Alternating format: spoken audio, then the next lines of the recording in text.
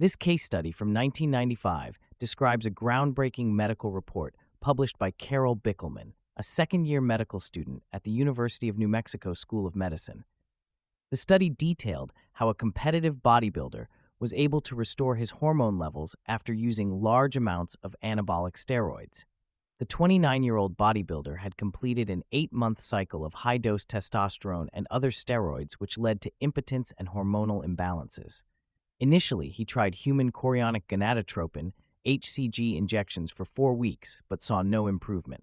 A year later, he sought medical help for ongoing impotence. Doctors noted his muscular physique, small testicles, and mild breast tissue growth. Blood tests showed low levels of key reproductive hormones. The doctors prescribed the fertility drug Clomiphene citrate, starting at 50 milligrams daily. This had minimal effect, so the dose was increased to 100 milligrams, which resulted in improved sexual function after a month. While hormone levels improved, the testicles remained small.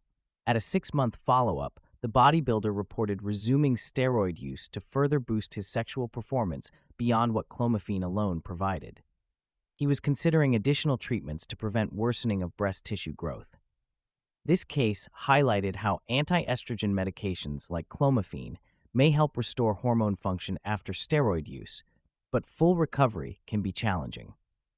The study was significant as the first published report on using Clomiphene for this purpose in bodybuilders.